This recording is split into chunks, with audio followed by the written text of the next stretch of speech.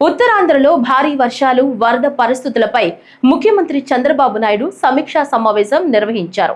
అమరావతిలోని రాష్ట్ర సచివాలయంలో శ్రీకాకుళం, విజయనగరం, విశాఖ తదితర జిల్లాల కలెక్టర్లతో వీడియో కాన్ఫరెన్స్ ద్వారా ముఖ్యమంత్రి చంద్రబాబు సమీక్షించారు.